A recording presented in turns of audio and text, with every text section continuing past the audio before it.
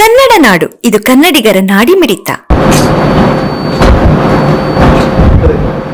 ಇನ್ನು 3-4 ತಿಂಗಳಲ್ಲಿ ಸಾಕಷ್ಟು ಬದಲಾವಣೆ ಆಗುತ್ತಿದೆ.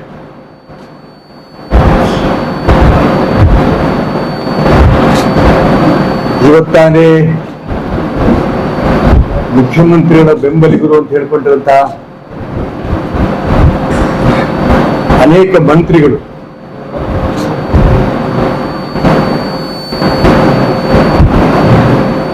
ಒಂದ್ ಕಡೆ ಸಭೆ ಸೇರಿ ಅನೇಕ ಚರ್ಚೆಗಳು ಮಾಡಿದ್ದಾರೆ. ಮತ್ತೊಂದು ಕಡೆ ಮಂತ್ರಿಮಂಡಲ ವಿಸ್ತರಣೆ ಆಗತ್ತೆ ಅಂತ ಹೇಳಿ ಅನೇಕ ಶಾಸಕರು ದೆಹಲಿ ಹೋಗಿದ್ದಾರೆ.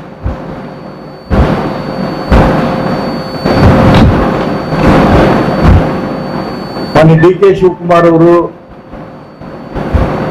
ಈ ರೀತಿ ಯಾರು ಬೇಕಾದ್ರೂ ದಿಲ್ಲಿ ಹೋಗ್ಲಿ, ಬೇಕಾದಂತೆ ಹೇಳಿಕೆ ಕೊಡೋದಕ್ಕೆ ಯಾವುದು ಅವಕಾಶ ಕೊಡಲ್ಲ, ಅವ್ರ ಬಗ್ಗೆ ಶಿಸ್ತಿನ ಕ್ರಮ ತಗೋಬೇಕು ಅಂತ ಅವ್ರು ಹೇಳ್ತಾ ಇದ್ದಾರೆ. ಈ ರೀತಿ ಮುಖ್ಯಮಂತ್ರಿಗಳು ಉಪಮುಖ್ಯಮಂತ್ರಿಗಳ ಗುಂಪು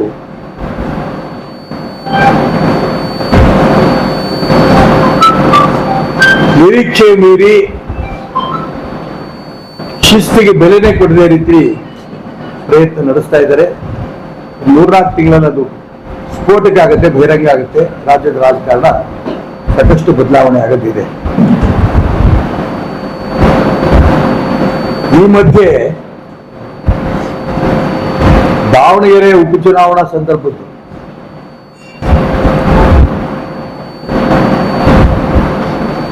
ನೇರವಾಗಿ ಕಾಂಗ್ರೆಸ್ ಪಕ್ಷದ ವಿರುದ್ಧವಾಗಿ ಅನೇಕ ಕಾಂಗ್ರೆಸ್ ನಾಯಕರು ಕೆಲಸ ಮಾಡಿದ್ದಾರೆ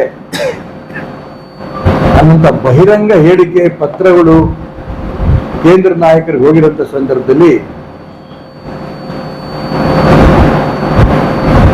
ಕೆಲವು ಕಾಂಗ್ರೆಸ್ ನಾಯಕರನ್ನ ಪಕ್ಷದಿಂದ ಕಿತ್ತಾಕಿದ್ದಾರೆ. ಮುಸ್ಲಿಂ ನಾಯಕರನ್ನ ಆ ಮುಸ್ಲಿಂ ನಾಯಕರನ್ನು ಕಿತ್ತಾಕಿದ್ದ ಸಂದರ್ಭದಲ್ಲಿ ಮುಸ್ಲಿಂ ಧರ್ಮದ ಅನೇಕ ಗುರುಗಳು ಕಾಂಗ್ರೆಸ್ ಪಕ್ಷಕ್ಕೆ ಎಚ್ಚರಿಕೆ ಕೊಟ್ಟಿದ್ದಾರೆ.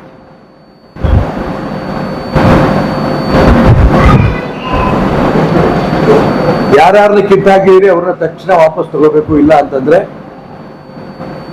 ಮುಂದಿನ ಚುನಾವಣೆಯಲ್ಲಿ ಯಾವ ರೀತಿ ಉತ್ತರ ಪ್ರದೇಶ ಬೇರೆ ಬೇರೆ ಭಾಗದಲ್ಲಿ ಕಾಂಗ್ರೆಸ್ ಪಕ್ಷ ನಿರ್ನಾಮ ಆಗಿದೆಯೋ ಆ ರೀತಿಯಲ್ಲಿ ಕರ್ನಾಟಕ ರಾಜ್ಯದಲ್ಲೂ ಆಗತ್ತೆ ಅಂತ ಎಚ್ಚರಿಕೆ ಕೊಟ್ಟಿದ್ದಾರೆ.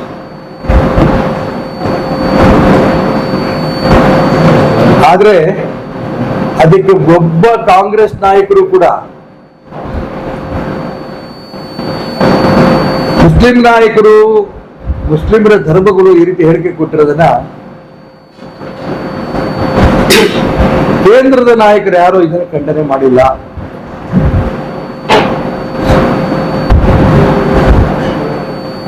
ನಾನು ಸೀಮಿತವಾಗಿ ಮುಸ್ಲಿಂ ನಾಯಕರಿಗೆ ಹೇಳಕ್ಕೆ ಇಷ್ಟಪಡ್ತೇನೆ. ಉತ್ತರ ಪ್ರದೇಶ ಬೇರೆ ಬೇರೆ ಕಡೆ ನೀವು ಕಾಂಗ್ರೆಸ್ಗೆ ಬೆಂಬಲ ಕೊಟ್ಟಿದ್ದು ನಿಮ್ಮನ್ನ ಲೆಕ್ಕನೇ ಇಟ್ಕೊಂಡೇನೆ ಅಲ್ಲೆಲ್ಲ ಕೂಡ ಹಿಂದುತ್ವವಾದಿಗಳು ಗೆದ್ದಿದ್ದಾರೆ. ಅದನ್ನು ನೀವು ನೆನ್ಪಿಟ್ಕೋಬೇಕು.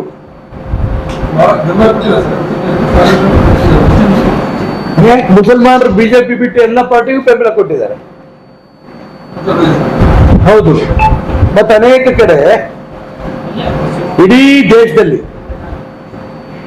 ಕಾಂಗ್ರೆಸ್ ಅವಸಾನದ ಹತ್ತ ಹೋಗ್ತಾ ಇದೆ. ದಿನ ದಿನ ದಿನ 1-2 ರಾಜ್ಯದಲ್ಲಿ ಹಾಗೂ ಇದು ಕುಟು ಅಂತ ಜೀವ ಇಟ್ಕೊಂಡಿದೆ. ಇಂಥ ಸಂದರ್ಭದಲ್ಲಿ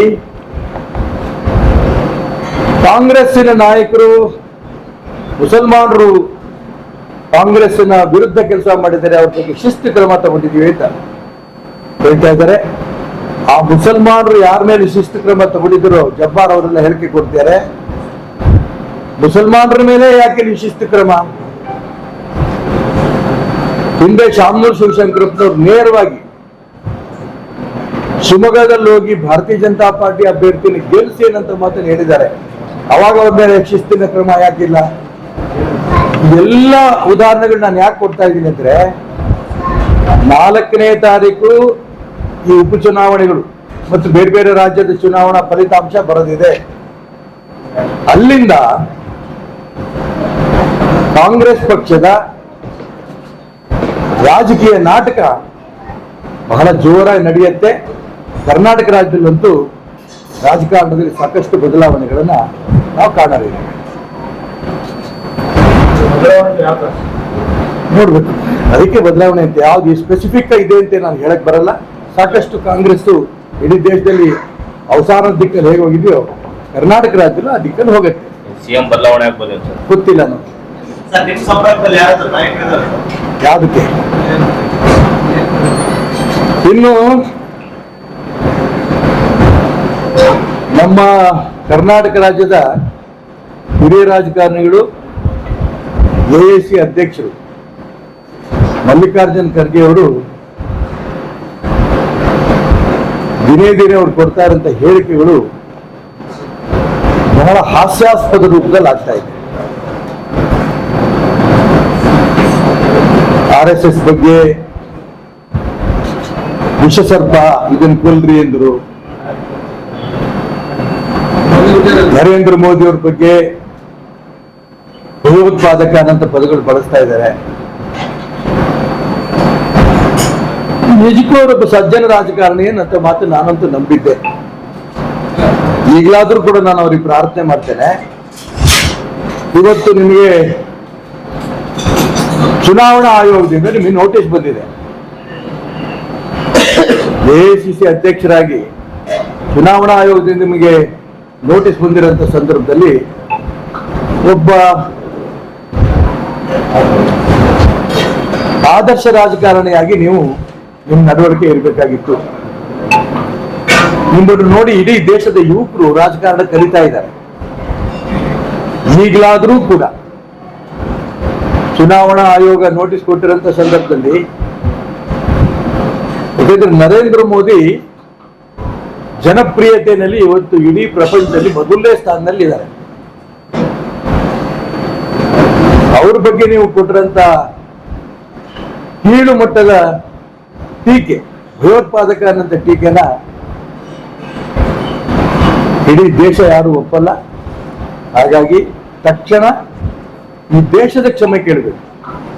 ಕೇವಲ ನರೇಂದ್ರ ಮೋದಿ ಅವರು ಕ್ಷಮೆ ಕೇಳೋದಲ್ಲ, ಈ ದೇಶದ ಕ್ಷಮೆ ಕೇಳಿ ಸ್ವಲ್ಪ ಸಜ್ಜನ ರಾಜಕಾರಣಿ ನಾನು ಮಾಡಿದ ತಪ್ಪಾಗಿದ್ದು ಅಂತ ಹೇಳಿಕೆ ಕೊಟ್ರೆ ದೊಡ್ಡವರಾಗ್ತೀರಿ, ಬೇರೆ ಬೇರೆ ಯುವ ರಾಜಕಾರಣಿಗಳಿಗೆ ಒಂದು ಮಾದರಿ ಆಗ್ತೀರಿ ಅಂತ ನನ್ನ ಭಾವನೆ ಇದೆ. ಈ ದಿಕ್ಕಿನಲ್ಲಿ ಅವರು ದೇಶದ ಕ್ಷಮೆ ಕೇಳಬೇಕು ಅಂತ ಒತ್ತಾಯವನ್ನು ಪ್ರಯತ್ನ ಮಾಡ್ತಾರೆ. ಅಂದ್ರೇನಾ ಬಹಳ ಫಾಸ್ಟ್ ಇದೆಯಾ?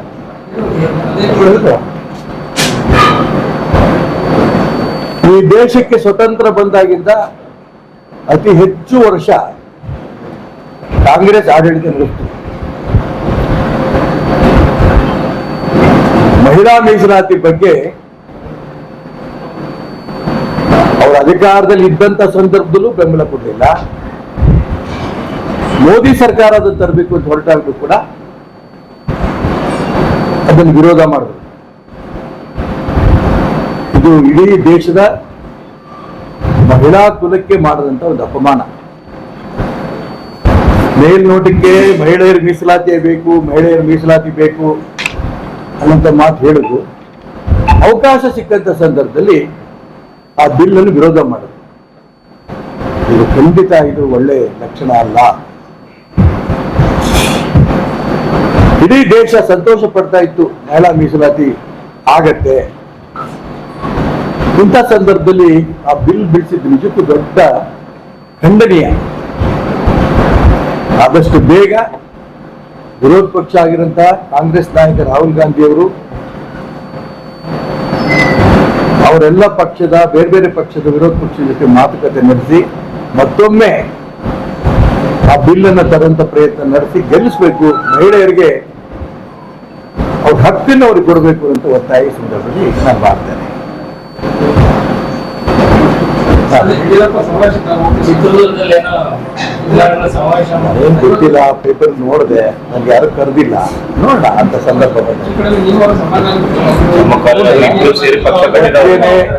ಒಟ್ಟೇನೆ ಪಕ್ಷದಲ್ಲಿ ಕೆಲಸ ಮಾಡಿದ್ವಿ, ಕಟ್ಟಿದೀವಿ, ಪಕ್ಷದಲ್ಲಿ ಶುದ್ಧೀಕರಣ ಆಗ್ಬೇಕು ಅನ್ನೋ ಕಾರಣಕ್ಕೆ ಹೊರಗಡೆನೂ ಬಂದಿದ್ದೀನಿ. ನೋಡೋಣ, ಪಕ್ಷದ ಶುದ್ಧೀಕರಣ ಆಗೋ ದಿಕ್ಕಲ್ಲಿ ಏನೇ ನಡೆಯುತ್ತೆ ಅಂತ ನೋಡ್ಕೊಂಡು ಪಕ್ಷದ ಸಮಾವೇಶ ಅಲ್ಲ ಅಂತ ಅಭಿಮಾನಿಗಳ ಸಮಾವೇಶ ನಾನು ಅದಕ್ಕೆ ಸ್ವಾಗತ. ಅವ್ರು ಏನಾದ್ರು ಕೂಡ ನನ್ನನ್ನು ಕರೆದು ಬರಬೇಕು ಅನ್ನಂತ ಅಪೇಕ್ಷೆ ವ್ಯಕ್ತಪಡಿದ್ರೆ ಆಗ ನಮ್ಮ ಸ್ನೇಹಿತರ ಜೊತೆ ಕೂತು ಚರ್ಚೆ ಮಾಡಿ ತೀರ್ಮಾನ ತಗೋತೀವಿ. ಇಲ್ಲ ಇಲ್ಲ, ಆ ಪಕ್ಷದ ನಾಯಕರು ಕೇಳಬೇಕು, ನನಗೆ ಕೇಳಬೇಕು. ಬಿಜೆಪಿಯಿಂದ ಹೊಸ ಸ್ಟ್ರಾಟಜಿ ನಡೀತದೆ. ಏನಂದ್ರೆ ಚುನಾವಣೆ ಬಂದಾಗ ಹಿಂದುತ್ವ ಅಂತ ಬಂದಾಗ ಯತ್ನಾಳ್ ಅವ್ರು ಕರೆಸಿ ಪ್ರಚಾರ ಮಾಡಿಸೋದು ಈ ರೀತಿ ಮಾಡ್ತಾ ಇದಾರೆ. ಯಾಕೆ ಅಂತ ಅಂದ್ರೆ ಹೊರಗೆ ಹಾಕೋದಕ್ಕೆ ಮತ್ತೆ ಚುನಾವಣೆ ಬಂದಂತ ಸಂದರ್ಭ ಅವ್ರು ಕರೆಸಿ ನನಗೆ ಈ ಪ್ರಶ್ನೆ ಕೇಳ್ತಿಲ್ಲಪ್ಪ, ಕಾಂಗ್ರೆಸ್ನ ಬಿಜೆಪಿ ನಾಯಕರು ಕೇಳೋ, ನನ್ಗೇನ್ ಸಂಬಂಧ? ನೀವು ಅಲ್ಲಿ ಎದ್ದು ಬಂದವನು ನಾನು, ಅದಕ್ಕೋಸ್ಕರ ಹೊರಗೆ ಬಂದಿದ್ದೀನಿ. ಈಗ ನಾನು ಆ ಪಾರ್ಟಿಗೆ ಇದ್ದಿದ್ರೆ ಈ ಪ್ರಶ್ನೆ ನೀನು ಕೇಳಿದ್ರೆ ನಾನು ಉತ್ತರ ಕೊಡ್ತಿದ್ದೆ. ಅಂದ್ರೆ ಮುಂದೆ ಯತ್ನಾಳ್ ಹಿಂದುತ್ವಕ್ಕೆ ಭಾರತೀಯ ಜನತಾ ಪಾರ್ಟಿನಲ್ಲಿ ಇವತ್ತು ಬೆಲೆ ಇಲ್ಲ, ಜಾತೀಯತೆ ವಿಚಾರಕ್ಕೆ ಹೆಚ್ಚಿನ ಬೆಂಬಲ ಇದೆ. ಅದೇ ಕಾರಣಕ್ಕೆ ಸಾಮೂಹಿಕ ನೇತೃತ್ವಕ್ಕೆ ಬೆಲೆ ಇಲ್ಲ. ಈ ಎಲ್ಲ ವಿಚಾರಕ್ಕೆ ಕುಟುಂಬ ರಾಜಕಾರಣಕ್ಕೆ ಬೆಂಬಲ ಇದೆ. ಇದೇ ಕಾರಣಕ್ಕೆ ತಾನೇ ನಾನು ಹೊರಗೆ ಬಂದಿರೋದು. ಯಾಕೆ ಅಲ್ಲಿ ಹಿಂದುತ್ವಕ್ಕೆ ಬೆಲೆ ಇಲ್ಲ, ಯಾಕೆ ಜಾತಿ ರಾಜಕಾರಣಕ್ಕೆ ಬೆಲೆ ಇದೆ, ನನಗೇ ಈ ಪ್ರಶ್ನೆ ಕೇಳಿದ್ರೆ ಅದನ್ನ ವಿರೋಧ ಮಾಡ್ಕೊಂಡೆ ಹೊರಗೆ ಬಂದಿರೋ ನಾನು. ಶುದ್ಧೀಕರಣ ಆಗ್ಬೇಕು ಅನ್ನೋ ಉದ್ದೇಶಕ್ಕೆ ಹೊರಗಿರೋದು ನಾನು. ನೋಡೋಣ, ಅದು ಯಾವಾಗ ಆಗುತ್ತೋ ಅವಾಗ ನೋಡೋಣ. ಯತ್ನಾಳ್ ಅವರು ನೀವೇನಾದ್ರು ಸೇರಿ ಪಕ್ಷ ಕಟ್ಟಿದ್ರೆ ನಾನು ಭಾರತೀಯ ಜನತಾ ಪಾರ್ಟಿ ಕೊನೆ ಉಸಿರಿರೋ ತನಕ ಬಿಜೆಪಿ ಸಾಯೋದು. ಬಿಜೆಪಿ ಬಿಟ್ಟು ಯಾವ ಪಾರ್ಟಿಗೂ ಹೋಗಲ್ಲ. ಶುದ್ಧೀಕರಣ ಆಗ್ಬೇಕು ಅಂತ ಕಾಯ್ತಾ ಇದ್ದೀನಿ. ಶುದ್ಧೀಕರಣ ಆದ್ರೆ ಬಿಜೆಪಿಗೆ ಹೋಗ್ತೀನಿ. ಕೊನೆ ಉಸಿರಿರೋ ತನಕ ಬಿಜೆಪಿನೇ. ನಂಬಿಕೆ ಇದೆ ಅಂತ ನೋಡಿ, ಶುದ್ಧೀಕರಣದ ಭಾರತೀಯ ಜನತಾ ಪಾರ್ಟಿ ಇವತ್ತು ನಿನ್ನೆ ಕಟ್ಟಿದ ಪಕ್ಷ ಅಲ್ಲ. ಡಾಕ್ಟರ್ ಶ್ಯಾಮಾ ಪ್ರಸಾದ್ ಮುಖರ್ಜಿ ಅವರು ಈ ಪಕ್ಷವನ್ನ ಕಟ್ಟಬೇಕು ಅಂತ ಬಲಿದಾನನೇ ಮಾಡಿಕೊಂಡು, ಪಂಡಿತ್ ದೀನ್ ದಯಾಳ್ ಉಪಾಧ್ಯಾಯರು ರೈಲಲ್ಲಿ ಬರ್ತಾ ಇರೋಂಥ ಸಂದರ್ಭದಲ್ಲಿ ಖಗೋಲೆ ಆಯ್ತು. ಇಂಥವರೆಲ್ಲರ ಜೀವಕ್ಕೆ ನಿಜಕ್ಕೂ ಬೆಲೆ ಇದೆ. ಅವರೆಲ್ಲ ಇವತ್ತು ಆತ್ಮ ಸ್ವರ್ಗದಲ್ಲಿ ಇರ್ಬೋದು. ಈ ಪಕ್ಷ ಸಾವಿರಾರು ಜನ ಶ್ರಮ ಹಾಕಿ ತಪಸ್ ಮಾಡಿ ಕಟ್ಟಿರೋಂಥ ಪಾರ್ಟಿ. ಈಗ ಕೆಲವರು ಈ ಗೊಂದಲ ಮಾಡ್ತಾ ಇದ್ದಾರೆ. ಇದು ಸರಿ ಹೋಗುತ್ತೆ ಅಂತ ನಂಬಿಕೆ ನನ್ಗಿದೆ. ಸರಿ ಹೋಗುತ್ತೆ, ಆಗುತ್ತೆ ನಂಬಿಕೆ. ಯಾಕೆಂದ್ರೆ ತಪಸ್ಸಿಗೆ ಯಾವತ್ತೂ ಬೆಲೆ ಇದೆ.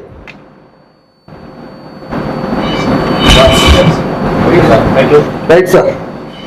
ಸಮಗ್ರ ಸುದ್ದಿಗಳಿಗಾಗಿ ತಪ್ಪದೆ ನೋಡಿ ಕನ್ನಡ ನಾಡು ವಾಹಿನಿ. ಸಬ್ಸ್ಕ್ರೈಬ್ ಮಾಡಿಕೊಳ್ಳಲು ಕೂಡಲೇ ಪಕ್ಕದಲ್ಲಿ ಕಾಣುವ ಬೆಲ್ ಐಕಾನ್ ಕ್ಲಿಕ್ ಮಾಡಿ ನೋಟಿಫಿಕೇಶನ್ ಪಡೆಯಿರಿ.